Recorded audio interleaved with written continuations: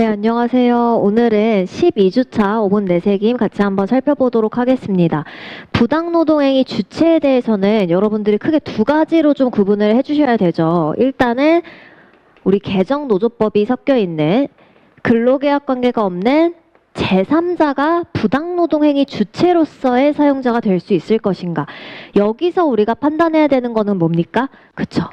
이자가 실구지결이 있으면 2조 2호로 그냥 가는 겁니다. 실구지결이 있는지 2조 2호 사용자인지가 아니라 실구지결이 있으면 2조 2호의 사용자니까 여러분들은 여기 연결고리만 판단을 해주시면 되는 거죠. 그 다음에 두 번째, 경담자나 행동하는 자의 어떤 행위가 이거를 사업주의 분호라고 볼 수 있을 것인가?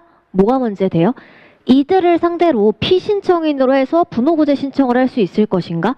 이들을 상대로 구제 명령을 내릴 수 있을 것인가? 바랄 수 있다. 이렇게 얘기를 하고 있죠. 그래서 두 가지 유형에 대해서 우리가 써줘야 되는 부분 다시 한번 정리를 해주시면 좋을 것 같고, 불이익 취급으로 내려가셔서 한번 보시면 우리 부당노동행위 유형은 네 가지죠. 불이익 취급은 81조 1항 1호와 5호에 돼 있는데요. 우리 요건 한번 기억해 보시면 이게 의의고요. 요건 일단 뭐가 있어야 된다? 그쵸? 정당하게 노동 3권을 행사했어야 되고요. 거기에 대해서 뭐 해고나 징계 이런 불이익 처분이 있어야 되고, 둘 사이에 무엇이 있어야 된다? 인과관계.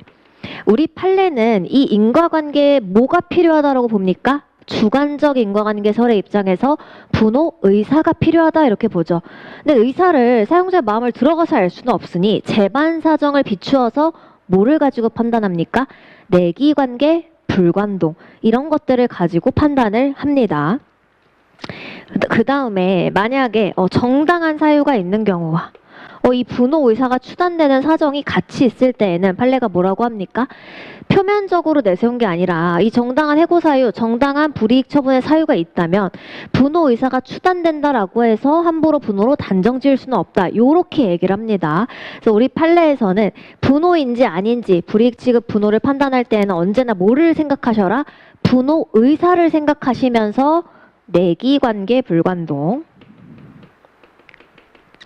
요거를 떠올려 주셔야 되는데, 우리 쟁노에 보시면 유형화가 세 가지로 돼 있습니다. 조합 활동에서의 불이익을 주는 거. 여기서의 승진은 뭐예요? 오히려 조합 활동을 못하게 하려고 승진을 시켜주는 거죠. 또는 배치 전환을 한다거나 전임자 원직 복귀 명령을 한다거나, 그 다음에 인사고과와 불이익. 그 다음에 이거는 조합원이라서 전임자라서 승진을 안 시키는 승진 차별이 될 겁니다. 인사고과 위주로 한번 정리를 해보면요. 인사고과에서는 일단 뭐를 찾으셔야 된다? 집단으로 비교를 하셔야 됩니다. 특정 노조원의 집단이랑 비노조원 또는 다른 노조원 집단을 비교로 삼으시고, 둘 사이에 뭐가 있어야 된다? 일단 동질의 균등한 집단이고 통계적으로 유의미한 격차가 있는데, 그게 반조합적 의사에 기인하면 뭐다? 이건 불이익 취급 분호다. 일부러 이 조합원이라는 이유로 불리하게 인사고과를 주어서 상여금 차별까지 간 것이다. 이렇게 판단이 될 수 있었죠. 그리고 여기서 여러분은 조합활동상의 불이익에서 승진 차별 한번 보시면 두 문자가 어떻게 됐습니까? 실현, 필요, 합영 이렇게 됐었죠. 그 다음에 동성종, 불시, 관절. 이거는 우리 두 번째에 나오는 승진 이후에 나오는 배치 전환. 이때 두 문자. 그래서 얘랑 얘는 인과관계를 별도의 판단 기준, 의사를 별도의 판단 기준으로 판단한다. 요거까지 잘 정리를 해주시고요. 그 다음에 두 번째 부당노동행위 유형 가시면 유니온숍이 있는데, 유니온숍도 머릿속에서 일단 기억하실 것은 무엇입니까? 의, 요건, 효과. 유니온숍은 특정 노조의 조합원이 돼야지만 채용하는 거잖아요. 그러니까 원래는 된다, 안 된다? 원래는 안 되죠. 근데 어떨 때 돼요? 요건이 3분의 2 이상을 대표하는 노조가 단협으로 그거를 체결하면은 적법하게 성립이 되고요. 그때 누구를 해고할 의무가 생깁니까? 그 노조를 탈퇴하거나 아무 데도 가입하지 않으면은 해고 의무가 생깁니다. 이때 우리 주요한 쟁점 한번 따져보시면은 해고 규정이 없는데도 해고를 해야 돼? 해고 규정이 없어도 이 자체로 유니언샵이 적법하게 체결되었다면 해고 의무를 부담하고요. 그리고 해고 의무가 있는데 해고 의무를 이행하지 않는 게 지배개입 분호인가? 여러분 지배개입 분호가 되려면 뭐가 있어야 됩니까? 지배개입 의사가 있어야 되기 때문에 단순히 이런 채무불이행만으로 지배개입 분호가 성립하는 건 아니죠. 그 다음에 세 번째, 조합 가입 거부. 유니언샵 조항이 있는데 조합 가입 거부하면 어때요? 해고가 될 위험까지 있기 때문에 조합 가입할 때 뭐 총회에서 3분의 2 이상의 찬성을 얻어야 된다거나 아니면은 기존 조합원의 추천이 있어야 된다는 이런 제약은 그 자체로 어떻다? 위법 부당하다. 거부할 수 없을 겁니다. 언제가 아니라면 제명에 해당하는 사유가 아니라면. 그 다음에 우리가 네 번째로 이제 중요하게 보실 거는 뭡니까? 단결 선택권. 새 근로자가 저 지배적 노조에 가입 탈퇴를 경유하지 않고 곧바로 어떻게 한 것이다? 다른 노조를 조직하거나 가입해버린 거예요. 그때 우리가 궁금한 건 뭡니까? 이 사람을 해고해야 되는지, 해고 의무가 있는지와 관련해서 유니온숍 협정의 효력이 여기까지 미치는지를 판단해줘야 되는 거죠.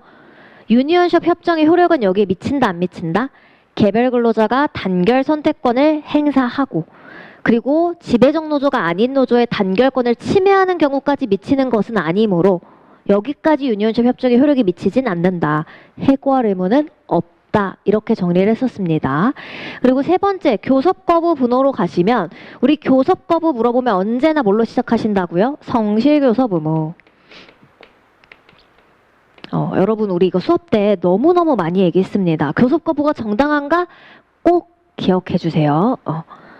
30조, 81조이랑 3호 이거 분호될 수 있다 이렇게 써주시고 정당한 이유 없는 교섭 거부가 분호니까 이게 뭔지 어떻게 판단하는지 써주시고 그 다음에 구체적 상황별로 골라서 쓰시는 거죠. 교섭 권자가 문제되는 거는 무슨 상황입니까? 유일노조가 교창단을 거쳤을 때. 그 다음에 인준투표제. 요렇게 유형 정리하시는 데서 그치지 마시고 꼭 반드시 이 판례 들어가서 보셔야 됩니다. 유일노조 많이 까먹으신 것 같았는데요. 유일노조가 교창단을 거쳐도 교대노조 지위 취득할 수 없죠. 왜요? 교창단은 애초에 복수의 노조가 교섭요구 노조로 확정이 되고 그 중에서 대표할 노조를 선정할 필요가 있는 거를 예정에 설계된 체계인데 처음부터 혼자여서 다른 노조의 의사를 반영할 여지가 없는 경우까지 적용되지 않는다. 그 다음에 교섭 사항에서는 경영사항. 경영주체의 고도의 경영상 결단에 속하는 사항이므로 실시 자체를 실질적으로 반대하기 위해서 교섭을 요구하는 거 안 된다. 그 다음에 우리 교섭 시기, 태도에서 쟁의행위 중이라는 이유로 교섭을 거부할 수는 없다. 정당한 이유가 있다고 볼 수 없다라고 했었고요. 교착 상태는요. 교착에 빠져서 더 이상 진전을 기대하기 어려운 경우라면 이건 교섭 거부할 수 있죠. 근데 예외 어떤 경우? 사정 변경이 유의미할 것으로 기대되는 이런 특별한 사정이 있으면 뭐다? 새 타협안을 제시되는 등의 특별한 사정이 있으면 교섭에 응해야 되죠. 거부하면 분호입니다. 그 다음에 이제 노조 제한 일시. 일시나 절차에 대해서 정한 특별한 관행이 없으면 노조가 정한 일시에 무조건 나가야 된다? 아니죠. 합리적 이유가 있으면 변경 요구할 수 있고 노조가 수락하지 않더라도 안 나가도 괜찮습니다. 근데 뭐가 안 된다? 아무런 이유 없이 변경을 요구하다가 합리적 이유 없이 변경을 요구하다가 수락을 안 했는데 응하지 않거나 두 번째는 뭐예요? 아무 응답 없이 응하지 않은 것은 뭐다? 성실하게 교섭했다라고 보기 어렵다. 그렇기 때문에 정당한 이유 없다. 요렇게 판단이 된 거가 있었습니다. 그 다음에 우리 지배개입 보시면은 지배개입도 유형이 좀 많죠. 일단 기본적인 거. 지배개입 분호의 지배개입의 요건 한번 살펴보시면 지배개입 분호는 81조 1항 4호에 이제 열거를 하고 있고요. 지배개입 분호가 되려면 뭐가 필요하다? 지배개입 의사 필요, 결과 불요. 요렇게 큰 틀에서 넣어두시고 유형별로 한번 체크해 보시면 언론활동과 지배개입. 이때 언론활동은 누가 하는 거예요? 사용자가. 그리고 개별교섭과 지배개입에서는 우리 대신증권 노조 사건, 특정 노조만 돈 주는 거, 특정 노조만 금품 지급했을 때, 그리고 근로시간 면제자한테 과다급여 주는 거, 그 다음에 운영비 원조. 요렇게 정리를 좀 해볼 수 있겠네요. 언론활동 지배개입에서는 우리 분호 의사 어떻게 판단합니까? 내상, 시장, 방영을 보고요. 추가적으로 뭘 본다? 보복, 위협, 이익, 약속이 포함되어 있는지를 보는데 사실상 뭘로 결론이 나는 느낌이다? 얘로. 얘가 있으면은 뭐예요? 얘가 있으면 그건 분호죠. 근데 이게 없어. 그러면 뭐예요? 그냥 이거는 비판적 견해라거나 회사의 입장을 어떻게 하는 것이다?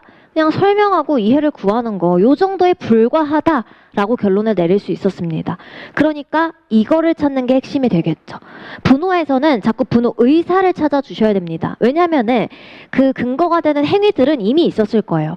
불이익 취급했을 거고요. 노조 활동도 뭔가 했을 거잖아요. 교섭 거부했겠죠. 그러니까 정당한 이유, 이런 걸 잡고 내가 뭘 판단해야 되는지를 찾아주셔야 돼요. 불이익 취급에서는 뭘 찾는다고요? 재반 사정에 비추어 추정되는 의사를 찾아주셔야죠. 우리가 판단할 거. 왜냐면 불이익 취급, 정당한 노동 3권 행사는 이미 있어요, 여러분. 교섭 거부에서 뭘 찾으신다고요? 거부했겠죠. 그럼 우린 뭘만 찾으면 돼요? 정당한 이유가 있는지 아닌지만 찾아서 판단하는 겁니다. 지배개입도 이거를 찾아서 판단을 하는 거예요. 언론활동? 했겠죠. 그 다음에 개별교섭과 지배개입에서는 사용자가 중리부모가 있는데도 이런 것들을 고려해 봤더니 뭐다? 중리부모를 위반했다고 판단하면 분호에 해당할 수 있는 거죠. 지급한 배경이나 명목, 그 다음에 금품에 부과된 조건, 액수, 시기, 방법, 경위, 그 다음에 다른 노조에 미치는 영향, 이런 걸 종합해 봤을 때 어떻다?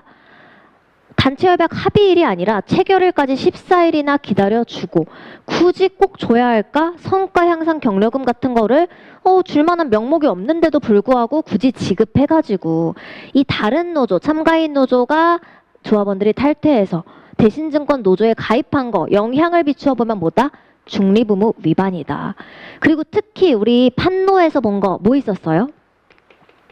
복수노조 상황에서 특정 노조한테 무쟁의 타결금 이런 거를 주게 되면은 노조 입장에선 어때요?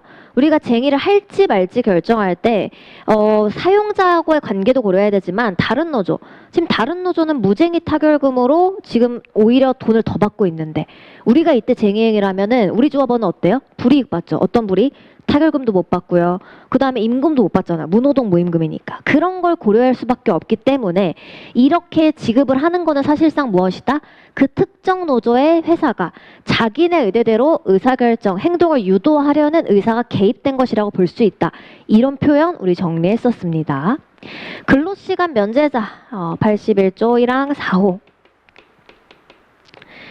단서에 따르면은 원칙적으로 뭐다? 얘네한테 면제자한테 주는 거 분호 아닙니다. 근데 예외적으로 언제 분호가 될 수 있어요? 면제 한도를 초과하거나 우리가 주로 볼 거 과다 책정. 타당한 근거 없이 과다 책정된 것인지는 뭐를 가지고 따라옵니까? 동유직고 동일 유사 업무, 동종 유사 직급 호봉의 근로자가 통상 그러니까 그 사람이 연장 근로 그런 거 안 하고 통상의 근로 시간이나 조건으로 받을 수 있는 임금이랑 비교를 해서 사회통념상 수긍할 만한 정도를 벗어났다. 수긍할 만한 합리적인 범위를 벗어났다라고 판단이 되면 어때요? 이거는 분호에 해당할 수 있는 거죠. 그 다음에 운영비 원조는 어디서 논의가 시작이 됩니까? 구노조법 81조 4호에서 시작이 되죠. 구노조법에는 지금 현행 노조법과 다르게 뭐가 없습니까? 자주성을 침해할 우려가 없는 운영비 원조도 금지하고 있었죠. 왜요? 예외에 두 가지 있죠. 근로시간 면제자, 후생자금, 노조사무실 이것만 허용을 하고 있었기 때문에 자주성을 해할 염려가 없는 운영비 원조 어떻게 되는 거야? 우리 옛날 판례 실질설. 그 다음에 구노조법과 판례 입장이 형식설, 헌법 소원에서 이거 위법하다. 왜 위법해요? 입법 목적은 괜찮아요. 이런 거 제한해야지. 노조 자주성을 지켜야 되니까. 그쵸? 근데 어때요? 수단이 너무 과해. 자주성을 지킨다라고 하더라도 자주성을 해칠 염려가 없는 운영비 원조까지 일체 금지하기 때문에 이건 수단이 과해서 과잉금지 원칙에 위배되는 거야. 라고 하면서 노조법 개정해서 81조 2항에 어떻게 자주성을 해할 염려가 있는지 없는지를 판단하냐 기준까지 아예 입법을 해두었습니다. 그래서 여기까지 조금 큰 틀에서 정리를 잘 해주시면 좋을 것 같고 누적복습 쟁점으로 드린 것까지 우리 노조법 탄탄하게 꼭 잘 정리해 주시면 좋을 것 같습니다.